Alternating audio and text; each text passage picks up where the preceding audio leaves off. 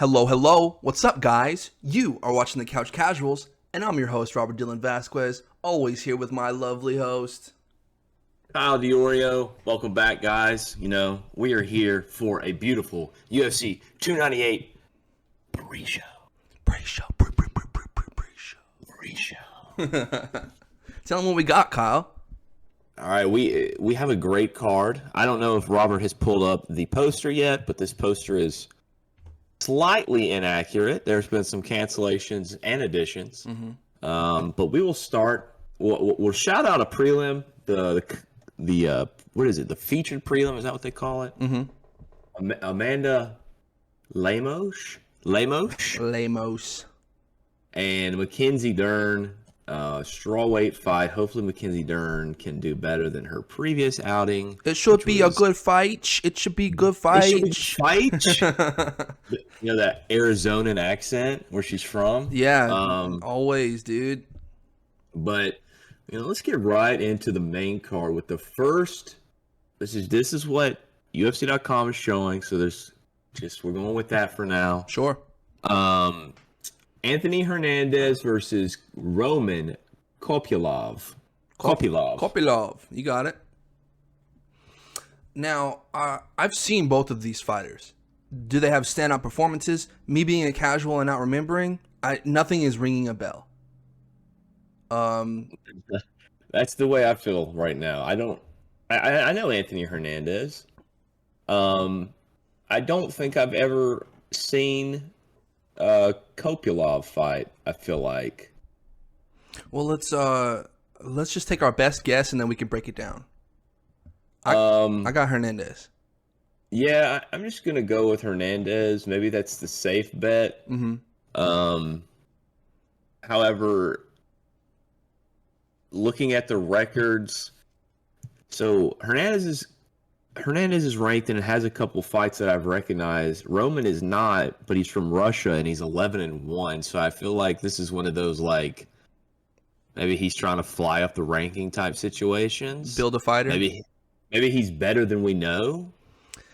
Regardless, if you've never seen a show before, pre or post, the pre-show is all about us just making predictions, picking our fighters, and then seeing who has bragging rights at the end of the pay-per-view, the following week or whenever. So when we make a decision, very seldom are we going to break it down scientifically or... There's no science here. No, it's bro science, but... Bro science, mostly. We do understand the business to a degree, and when you have a ranked fighter fighting a non-ranked fighter with a good record, that's them trying to break into the top 15, the top 10 of their weight class. So Anthony is the one that's ranked, right? Yeah, 14. He's just trying to stand on business and not trying to lose that position that you fight so hard for. Yeah, you really fight really hard to get to that position. You have to fight. You have to fight. Shout out to all of our Brazilian fans. I know that we're real popular in Brazil. I think. I agree. São Paulo, they love us down there. Sure. Rio de Janeiro, we're all over the map. Shout out to JLP. Hell yeah. Yeah, I couldn't tell you why guys, they get up into the ranked position and then they don't want to fight backwards. They don't want to fight back down the ladder. I mean, I get it. It's like you're not getting much out of this win, usually. But it's got to happen. Someone has to be lower ranked in a fight. It just has to be that way. So it's like, it is what it is. My question to you is, if you're fighting an 11-1 fighter, like you said, you don't really get anything for it. And unless they're really paying attention to the stats at the bottom, they're not going to know that he's an 11-1 fighter before you beat him or after. Like, he was 11-1. It's like, you're just fighting an unranked fighter. It doesn't really matter. Let me add too. I forgot, but Anthony Hernandez was originally scheduled to fight Ikram Aliskerov, which I do recognize that name and face, but that got canceled. So this is, in some sense, a step down in competition for him. because Ikram ranked? I don't know. It doesn't say. Anyway, Now this is in the what division? This is middleweight. Okay, cool. So, yeah, this was one of the ones that got the almost canceled bug there. Yeah. So, we'll see. See if I can find Ikram's ranking if he is ranked.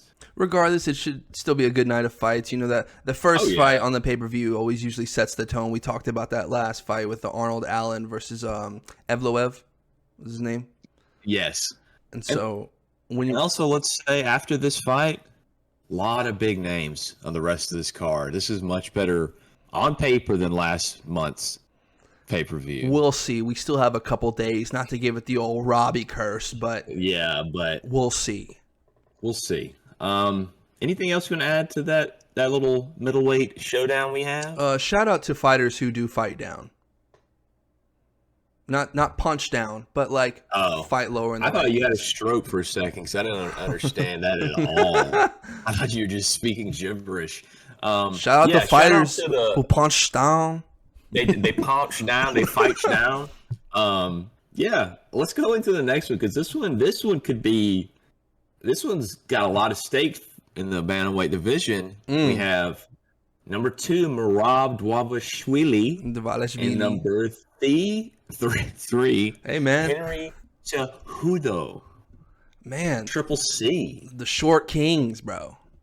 I'm amazed that Triple C is actually still fighting. Part of me thought maybe he would just I'm only fighting for gold kind of mentality, and he lost. So but no, he wants that shot at Sean. I think he wants to get to Sean. Okay, well, if you want Sugar Sean, if you want Sean O'Malley, you think beating Merab is the way to do that? I mean, Merab's at 2. Merab's been on a tear. Is he actually 2, or is he Merab 2? Where's Corey Sandhagen fit into all this? Where does Kevin Lee fit into all this? Oh, not Kevin Lee. Don't even bring Kevin Lee up. Unretired, by the way. Shout out to Kevin Lee. You're always welcome on CCMMA. Hell yeah. Come on, Kevin. No. Yeah, no. Merab, he might be 2. He might be 2, man. He really would. But if you think... Merab is the guy at 2. Sure. Corey's 4. Jan is 5. And where's Cheeto? 6. Yeah. And why is Cheeto fighting for the belt? Because they have history. It's the fight that makes the most sense. It's the fight that does the biggest numbers. It's the fight that people want to see. O'Malley. And we're not here to talk about that fight. I'm just letting you know the bantamweight rankings don't matter because you're not wrestle fucking your way into a title shot. And if Merab beats Henry, you're saying he's not the next one to fight? Is Henry ranked? He's number 3, you said? 3. Yeah, Henry's number 3. But is he Brian Ortega 3, or is he actually 3? Because Ortega hasn't fought in 4 fucking years, and he's somehow ranked number 3 in the featherweights. Dvalishvili is the guy that ran through Jan. That dude, whether you like his fighting style or not, he deserves a title fight if he beats Henry. He had a title fight, but his fucking friend Sterling was the champ. Hey, and he didn't want to fight him, so he gave it up. He had it. He gave it up. He had it. But now it's his time. No. But he has to get through Henry to do it. He had his time. I agree with you. He has to get through Henry to at least sniff an opportunity. So what does he have to do if he beats Henry? What does he have to do next? It's already too late. You cook while the grease is hot, Kyle. I'm not saying that I don't want him to get it. Of course I want him to get it. But there's a time and place for these things, and beating Henry, you probably still have to go through Corey because he hasn't fought Corey, has he? I don't think so. You still have to not be the gatekeeper, but show these people how Habib cleaned out 155 before they're like, okay, fine, now you get to fight Conor. And even then, he beat Ally Quinta for the title After not fighting Tony, I'm bringing up all these different fights and all these different circumstances. They're obviously different, but I'm just letting you know what has happened in the past with these style of fighters. Merab, he doesn't speak the best of English, which is fine. His meme skills they're ramping up. I don't know if you've seen it. He's working on it. I like Merab. He's an all right guy. But getting through Cejudo, it's not going to do the same. Where Cejudo beats Merab, okay, now he's in this conversation. Merab's been in the conversation, so he's going to have to remind people a couple more times. You might be right. You might be wrong. Oh, I think the winner of this fight goes on to fight Sean after Cheeto. When is Sean and Cheeto? What card is that? 299. 299. Yeah, that's the move. You get a big win on 298. You sit in the crowd. You make your call out. You go to the fight in 299, and you steal Sean's jacket. That's how you get the fight. That's what Merab's known for the most. I know, exactly. Funny thing is, we haven't even touched on who we think is going to win this fight. I got Cejudo. I'm really torn here. I'm not even going to lie. Like, I still don't know who to pick in this very second. Well, while you're thinking, I like Merab, and he's a better Sterling. And Sterling, honestly, wiped the floor with Cejudo. I didn't have it 2-2. I didn't have it even kind of close. Because the wrestling, it's like, bro, you're triple C, more like triple sucks. And Aljo had a big size advantage on Henry, though. Does Merab have that? I'm not sure. And Henry's jacked. Yeah, I mean, Henry's short, and he's nothing but muscle. He's a tree trunk. That being said, I think I'm keeping Cejudo. As much as I don't pick in. I'm locking it in. I got Henry Cejudo. By decision, by the way. So I think this goes to decision almost no matter what. That'll be fun.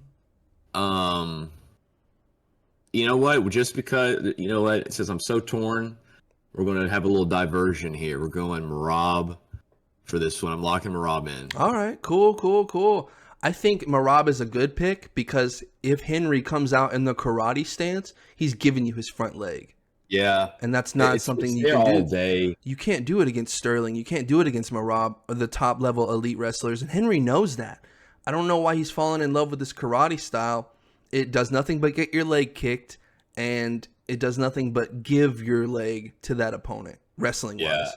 Yeah, but that's for him to figure out. That's not for me. That's all him. He's got one of the best minds. The way he analyzes fights is amazing. Sure. So you would think something like that he'd be well aware of, but I think sometimes the mind and the body don't always agree, and you do what's comfortable. And he's aging. Fight. He's aging. Yeah. This is not a young Henry Cejudo. Let me look at his age. I want to say 35, 36. That's what I was thinking, like 37. Wow. Triple C still doing the damn thing, dude. Yeah, he still looked pretty good. Merab is 33. Nice. Okay, so coming out of like his prime essentially, but still up there. Merab looks a little bit like Leo from the deli. We don't have to show it because I know we're in the middle of a podcast, but it's too funny not to show you. Oh my god. Tell me that's not Leo. Is it Leo? That's so Leo. Anyway, shout out to Leo. Shout out to our boy Leo. Good lord. So yeah, there's our diversions. We start together, and we split off. That's how it always seems. On to the next fight, we have Gio Fneal and Ian Makoko Gary. Man, this was a fight that was originally scheduled for last year when we still liked Ian a little. Yeah, we still were kind of like, Ian's a pretty cool guy. Yeah, he's all right. Was this right after Greenville? It was Charlotte. Charlotte, yeah, that's what I meant. Right after the Charlotte show. how Ian has fallen in our eyes in a year. I mean, this is where it started to get a little distasteful. I'm gonna go out there and I'm gonna knock out D-Rod. He's doing funny little things like sending like marijuana edibles and pizza to D-Rod's hotel room. It's like, okay, that's kind of funny, but it's like, all right, is this about the fight? Is this about your content? Like he gets this fight with Jeff Neal after winning, after doing exactly what he said he would do to D-Rod with a head kick, knocking him out. Well, stopping him. He didn't knock him out cold. Stopped him. Yeah. He wears this T-shirt that has Jeff Neal's mugshot on it, and that's a little dirty. It's a little blood. It's a little dirty, and then you start to see like, okay, he's turning heel. But there's a difference between being a babyface, because people thought he was annoying already because he's Connor 2.0. Yeah, or he wants to be Connor 2.0. Wants to be, exactly. You have to be a little bit better than a lot of bit. Yeah, a lot of bit. A lot of bit. So you have that going on, the controversy where people are like, get this guy out of here. And then he finally does something that people don't like. Now everybody's like, oh, he's exactly who we thought he was. Yeah, so like he starts to fall, and then, oh boy, then it just goes down. Well, I mean, an avalanche. Well, it gets the fight with Neil Magny and talks about, Neil, he says some throwaway comment on how he's like, yeah, I'm gonna whoop him like I do like a kid. I'm gonna whoop him like a child or something. Not I'm gonna whoop him because I whoop my kids to the point where you need to call child services or anything. Yeah. And it caused a lot of controversy when Ian came back and he was like, he's talking about whooping on children and, he beats his children. And at the press conference, he's like, no, don't, you're not asking him any questions. You're not, because he doesn't deserve to talk. He needs to think about what he said. And it's like, brother. Bro, you didn't think about what you said. Who are you, dude? And like John Morgan, shout out to John Morgan, media in MMA, one of the biggest, no pun intended. Yeah, that was a pun there. He tries to ask, Neil Magny a question, and again, he no, John, what did I say? Like, no question. And I'm just like, all right, this is really annoying. I hope, he's annoying. He gets his lick back, and then he doesn't. Neil doesn't. And he loses a decision, which you should have stopped him. If you're going to talk all that trash, you got to stop him. You got to stop somebody. At the end of the final bell, it's this shot. I wish I had it. You pull it up, and it's Ian giving like this weird finger, walking away at the final bell, and I'm like, all right, well, you beat him pretty sound. Well, that might have been too much. It's like, what's the bad blood for, Yeah, we're just making up bad blood at this point. And then the cuck news comes out. Oh boy, the cuck. Oh wait, hold up. Oh, you have to load it into your board. I have the picture, but I don't know if you can show it. I'll load it. I'll do something post show. Okay, dude, he looks so. That's the most effeminate looking middle finger I've ever seen. Yeah, it's not a good look. It's not a good look for him. And then the cuck stuff. That all dropped within like 2 weeks. Yeah, like this. I mean, his career just spiraled, and then he pulls out of the fight after all the cuck news. Yeah, with pneumonia. So let's be a little sensitive about his illness. Sure. We'll be sensitive. Anyways, I don't really know how he fell so fast, because it's like he was teetering, man. Love him or hate him, he's a good fighter. He's teetering. Now, regardless of his skills, people are like, nah, want to see him lose. We don't like you. But it's not heat. It's just distaste. It's like, yeah, it's not like Connor where some people want to see him lose because he was talking shit and knocking people out left and right. You're just annoying. You're just like, ugh. His fight comes on. It's like, oh, pizza's here? Yeah, all right, cool. Yeah, it's like, like you don't. It's like, get out of here, dude. No one likes you. Anyways, that being said, What are your picks? I got Ian Gary to knock out Jeff Neal. God. Oh, that might be the smart pick. But I'm picking with my heart and my stomach, and I'm picking hands of steel, Geoff Neal. I'm taking Jeff Neal. We're going to stay on the diverging path. Jeff Neal, I don't know if it's my. I hope you know what I want to say. I want him to knock Ian out cold, just like a walk away, boom. Super necessary shots. Yeah, for sure. Super necessary shots. I like that better because I thought you just meant like a Mark Hunt, like a boom, and then I did at first, and then I was like, no. Yeah. I want him to come back in with a couple more licks. Get Herb Dean in there and take him 3 to 5. Have to tackle me off that dude. Take him 3 to 5 business days to get over to Jeff to stop him. That's what I want. Yeah. But what is going to happen? I think Ian inches out of decision. Now, Shavkat Rachmanov. I'm all over the place today. Hands of Steel Neal gave it to Shavkat for 3 rounds and got stopped by a choke in the 3rd round. It was a stand. Jeff Neal's, he's a real deal. Real deal. Hands of Steel Neal. Gets stopped by a standing rear naked, which you can just see. I remember this fight, yeah. You can just see not even like the elbow, but like the forearm and he's like, and he's gurgling. You could see Shavkat is just putting the pressure on him. And for those that know, Shavkat is a what would you say, a storming welterweight in the rankings. He's a top dog. He's a force. He beat my coach. So yeah. So to put it on Jeff Neal or to put it on Shavkat at all is pretty impressive. For 3 rounds, Shavkat did not look pretty after that fight. Standing, like punching, kicking. Yes. He's a grappler, which is cool. Ian is a striker. That is his bread and butter. So does Jeff look as good as he did against Shavkat? Does he put it on Ian at all? Ian is really good at breaking down movements and like I'm gonna feint the leg, and then I'm gonna give him the right or the left. Yeah, he's incredibly technically sound. I just don't like him. So hey, power to you.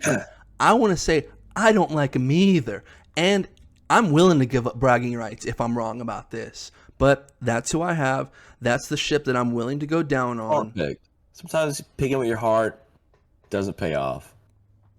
We will see. I'm rooting for Jeff Neal. Yes. We've all been there. You go with your heart, your head on a pick, but you're like secretly still rooting against him. You're like, I don't want to be right.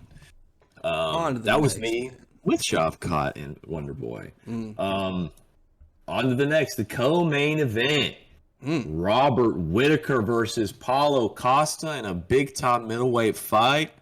It's been a while since we've seen Paulo Costa in the cage. Okay, let me ask you this. Would you rather which situation would you rather be in? Would you rather be in a haven't fought in a minute Paulo Costa scheduled to fight all these badasses? He was scheduled to fight Hamzat at one point. Yeah. So you're scheduled, you're training really hard, and injuries and illnesses happen, and I think he pulled out of the last fight he had with some kind of weird what's it called? It's skin issues. Eczema? I mean, I really don't know. I don't remember what it was. It's gonna kill me. But is it the thing that you get in the gym? Yeah. Mm-hmm. What's that called?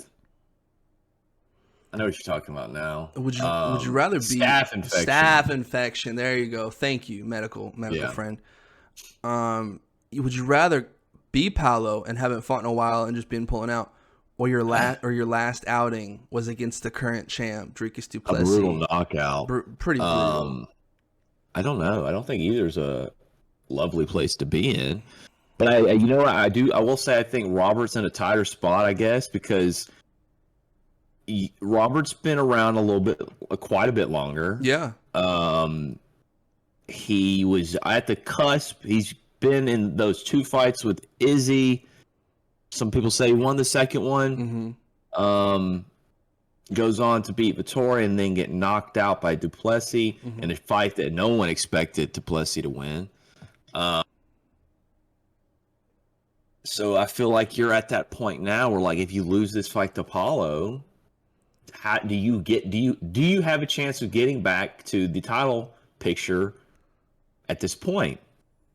I would say incredibly unlikely, but very slim chance. Paulo, I think, is a much younger guy, has some time. He flew to the top of the rankings, so like, he's not in as big of a rush to get there.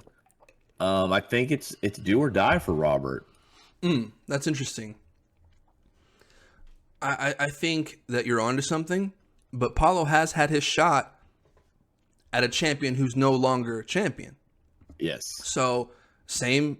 I mean, if you want to call it like that, like, okay, well, Robert had his shot at the title with DDP. It's like it was different. There was different stuff on the line. I believe, I don't want to make excuses, but I think Robert was injured. But I also heard that Duplessis had a broken foot in that Robert Whittaker fight. Yeah, I heard that too. So it's like, let's be honest, these guys every fight probably has some sort of something's wrong with your body. Oh, I feel great. I feel great. It's like, really? Because your pinky's hanging off. Yeah, you've been getting your ass kicked for 6 weeks. 6, 8, 12 weeks. It's not pretty. I've been going first. Who do you got? You have been. As much as I like Paulo Costa. Oh, no. I think I'm going with Robert here. You're going against Bohashinia? I have to go against Bohashinia. The Eraser? The Eraser, dude. The Meme Lord? Could be a banger of a fight here, too. Oh, it's going to be... I'm getting the scent of Yoel Romero, Paulo Costa. I'm getting the scent of Yoel Romero, Robert Whittaker. Man, this is gonna be a slugfest. And my MMA math is but it makes sense for this fight to be a banger. When you, like I said, you got Yoel taking Robert Whittaker on twice, arguably beating him the second time. And then the slugfest that was Paulo Costa versus Yoel. Why wouldn't it be? Why wouldn't both of those guys have the same tactic of, I'm going to go out and I'm going to point fight, or I'm going to go out and I'm going to wrestle? That makes sense. But for them to both slug it out, they're really going to have to be dedicated to that game plan and see, like, no, bro, I'm still here if I'm Robert Whittaker. And it's like, I didn't go anywhere, Paulo Costa. I think that we have a barn burner on our hands for a co-main. We do. I will say, this was another one where, a lot of these fights are, pretty close, tough to call. This is another one that was really tough to call. I feel like if Paulo Costa puts damage on him early, he can win. But the longer the fight goes, I think Robert has the advantage. Now, this is 3 rounds, right? This is a 3-round fight, so it's not going to go super long, right? But Paulo tends to gas out pretty quickly. Sure, and I will agree with that. Whatever the odds are, underdog, favorite, go to DraftKings.com and put in promo code CCMMA. It's in the corner now. My arms are gone. Oh Lord. Yeah. What's your pick? And I got Paulo, man. Oh wow! I got Paulo. We're staying diverted. Hey, I think we come together at the end. We'll see. We'll see. I got Paulo Costa, man. I got the Eraser. I got Bohashinia.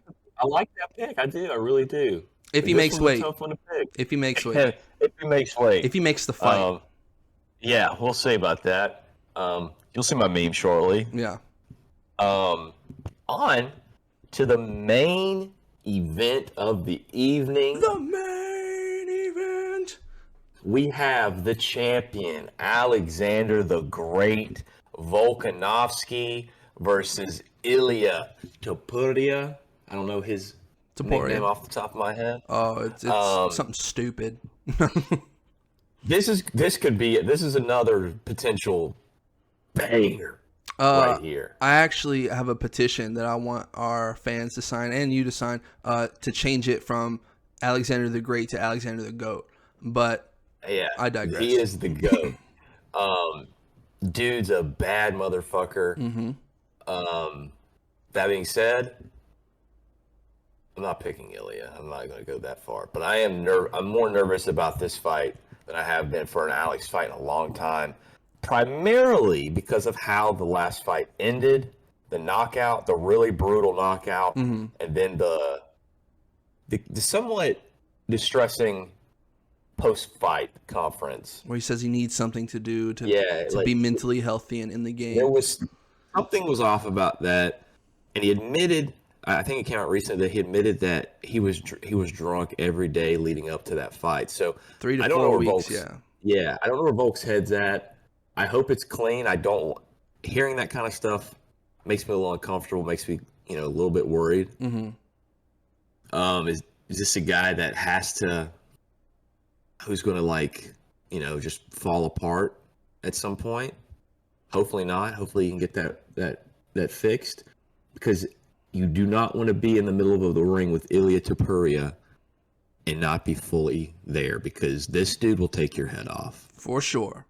This dude will knock you out cold. Now, listen, every dog has their day, and every fighter has their last great fight. And I'm not saying that Volk isn't, or I'm not saying that he's there yet, but when you waste, now, I don't want to call this a waste. Let me finish my story. When you have a fighter in the featherweight division and you waste, I'd say, a good year of your life chasing another title in another division back to back. Well, not really back to back, because he went and destroyed Yair. Yeah. But he wasted a lot of energy, 2 camps on chasing Islam. Now, the first fight was awesome. A lot of people, at least a draw to keep, Islam with the title. But for him to unanimously win, no. I mean, not even like a split. Like, come on, dog. What fight are you guys watching? I know I had a lot invested in Volk. The second time with the head kick, like you said, it's like, man, if you would have just stayed at the featherweight division and just chilled and maybe fought the next guy, that doesn't happen to you. That literally does not happen to you. But you need something to do. No point to take that on a short term. No. Not against Islam. And so I promise this is the last time I'm going to bring up Sean O'Malley. So Sean O'Malley goes out there against a guy that nobody believed that he would beat. I mean, you got your Sean O'Malley dick riders, whatever. But you're not saying like, oh, he's going to go out there and he's going to starch him kind of like Conor did. Conor did Aldo. First of all, Aldo wasn't a wrestler, so that doesn't, whatever. The comparison was only the step back right hand. Okay, cool. Yeah. The step back left for Conor. Step back, cross. That was beautiful. It was a work of art. This fight has hints of the past where this guy Ilya, he's on a come up. He's going against a guy who has literally killed the featherweight division. Yeah.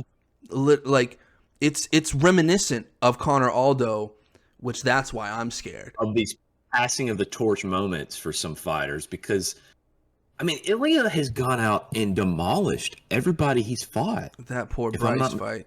Now, I'll tell you my favorite Ilya fight was where he fought that I believe it was Ryan something, the jiu-jitsu guy. And he kept trying to I know who you're talking about. Imanari roll. Yeah, and Ilya was just not having it. He got caught a couple times, but nothing significant. Ryan Hall. Yeah. Real quick, jiu-jitsu shout out. But fuck you. Get another game plan. Ilya, he's not a bad fighter. He's actually a really, really good fighter. Can he be great? And can he be greater than Volkanovski? We're going to find out a week from Saturday. I already know your pick, man. I'm not going to spoil it for everybody else. But how do you go against Alex Volkanovski? How? I ate Vegemite on toast because of that guy. I did too. It's not bad. I just didn't do it on camera. It is pretty bad. It's not good at all.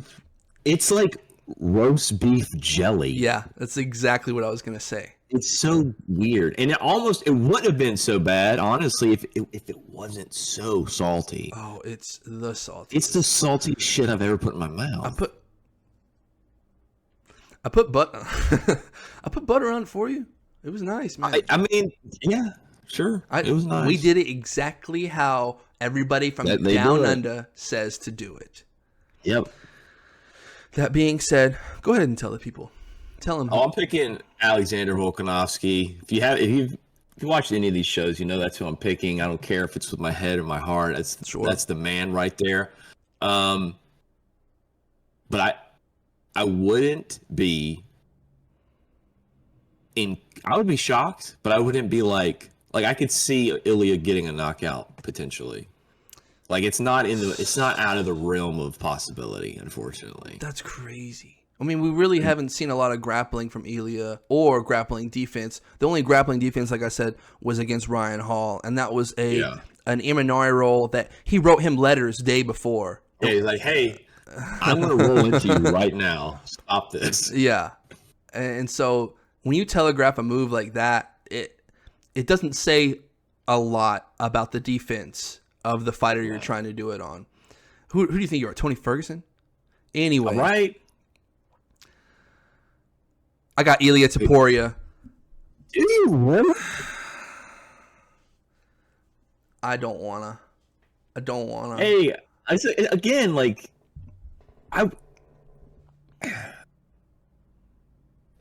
every dog has his day. It does, and this is one of those fights where it feels like it could be the end of a reign, and I don't want it to be. I don't either. But is this a name that gets Volk out of bed in the morning?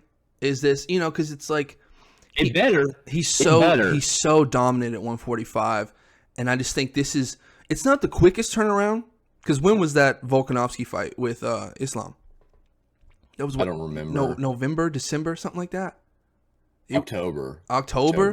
He's had a good couple months. Yeah, he's had time, and like if you look at his featherweight fights, a year doesn't have a lot of threat of, real damage. Sure. Hold on, let me pull up his full fight history if I can. Resume. There we go. Let's get this. Let's take a peek at all his defenses. Mm-hmm. Holloway, you're not afraid of the knockout punch. You're afraid of the... Should be. It could be, but I'm talking about like one shot destructive power. Did it to the zombie.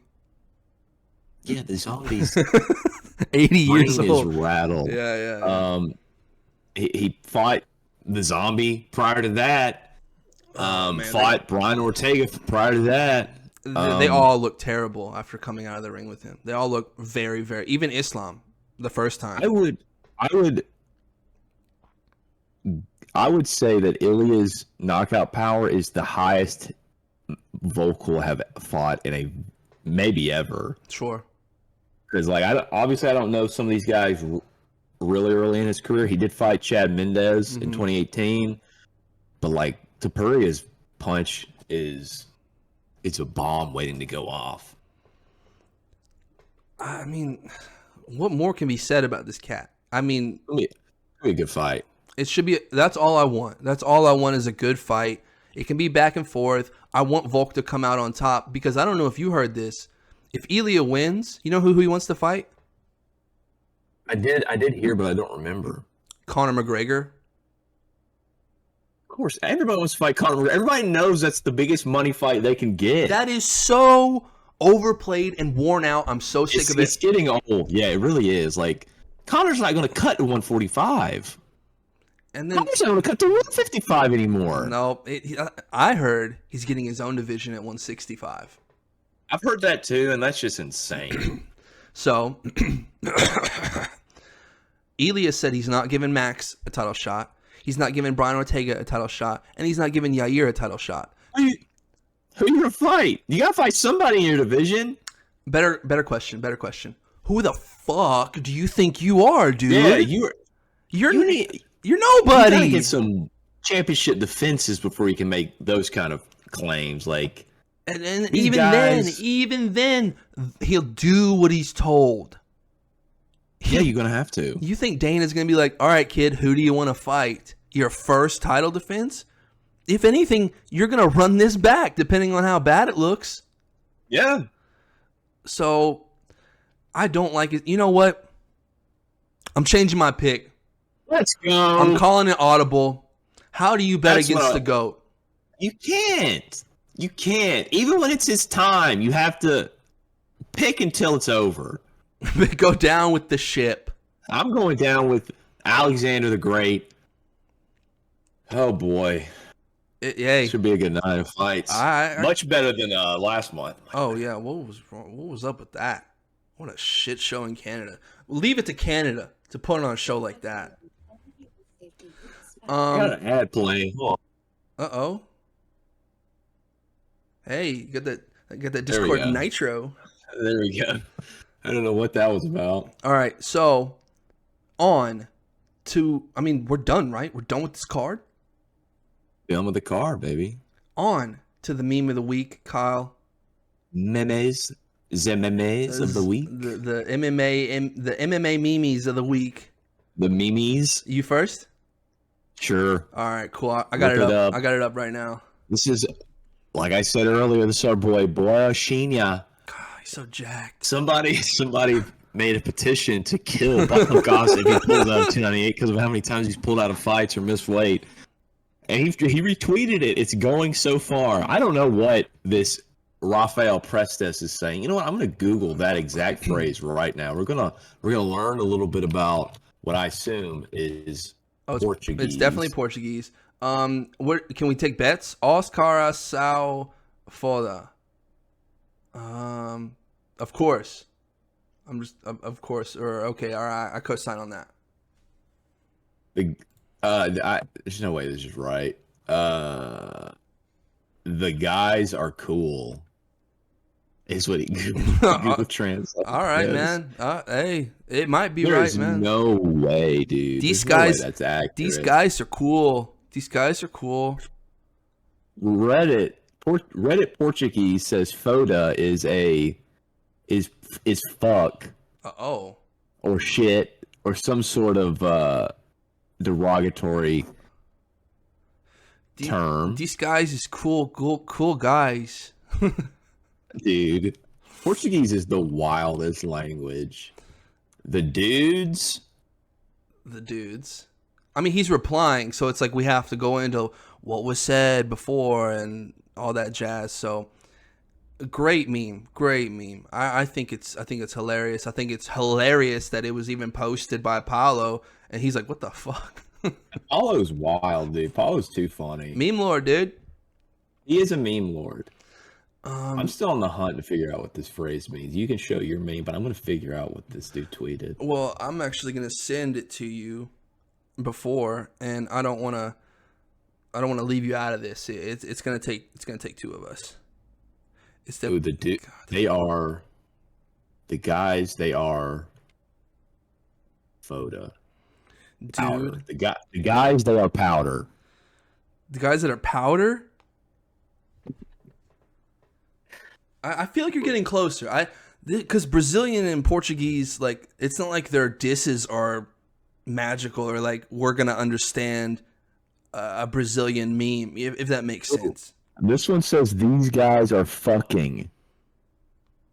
We're getting closer. I feel like. Are we though? Are we though? These guys, everybody that's watching, didn't expect to get a Portuguese lesson. This one says guys are fuck. Come on, these guys are fucked. I think is I'm assuming he's saying these guys that made this post are fucked or something like that. I mean, what a fuck. That is hilarious. All right, I'm about to send you mine as soon as I pull it up. Here we go. Bada bing, bada boom. You know. This is Robert's meme of the week. Let's see what we got here. I gotta download it. Do you? What is this, Robert? Why do I have to download this? Shouldn't have to. You sending me something illegal? No, definitely not illegal. Hopefully not. Let me find it. Should say- I don't even know where it's saved to my computer. I'm gonna send you the screenshot. Fuck it. Yeah, just send me a screenshot. I don't know what this thing's doing. It's to stop the illegal sharing. Of memes? Let me get your opinion on this, Kyle. Dude, it sent it that way again. Damn it, man. What is this? What is these memes, bruh? All right. Fuck it. I'll send it to you on Insta. But for the time being, I need your opinion on 2024's Roadhouse. I'm gonna watch the fuck out of that show, dude. No, dude. Is your meme the Roadhouse? Yes, yeah, it is. That's the whole meme, dude. I don't care. I love movies, good ones, bad ones. Oh my god. I don't care if this is bad. This is gonna be Conor McGregor versus Jake Gyllenhaal in a UFC movie fight. Sign me up. Sign me up. No, man. I'm ready to go. Sure. I'm triggered, man. I don't like this at all. You don't like it? I'll tell you this. I have no reason to be upset. I have no reason to be mad. Because I didn't see the first one. Oh my god. I didn't see. First one's really good too. Well, I know you got the whole. I don't. That's not in Roadhouse. The fuck? Which one is that one from? That looks like Bloodsport, I think. No, I don't think he pulls his heart out in Bloodsport. Anyways, he definitely doesn't do it in Roadhouse. This is Patrick Swayze you're talking about. come on, he could do it. Yeah, but I don't think he's going to. Maybe that was Ghost. I don't know. I don't know these I'm movies. gonna rewatch Roadhouse, the OG, before the next podcast. I think we should stream it. I think we should do it like a live event. Where we just the commentate. Roadhouse had Terry Funk. Did it? WWE legend Terry Funk in it. Well, stop throwing legend around. What do you mean? Anyways, dude. You're a hater. It has a blind guitarist in it too, named Jeff Healey. I am a huge hater. I don't understand how you don't understand. I don't, dude. Look at this shit. What's wrong with it? I don't believe it. Are you just mad that Jake's probably going to knock Conor out at the end of this movie? I'm mad. Oh, Dude, you need to fucking charge your phone, by the way. yeah, for sure. For sure. I had it on charge, and then we had stuff to do. Anyways, yeah, man, I don't believe it. If you see the scene that I'm talking about, you shouldn't believe it. It's like you said, good, bad. No, this is my life. I'm mad that Connor's in a movie before I am. Bro, oh, you were in a movie. Everybody, go. Hold on, everybody. Charlevoix Street. Look it up. Robert has his own IMDb page. Can we? Hey, let's just keep this MMA related. Anyways, that's our show. I've had so much fun here with you guys. I'm not dipping out for any other reason than it's the end of the show.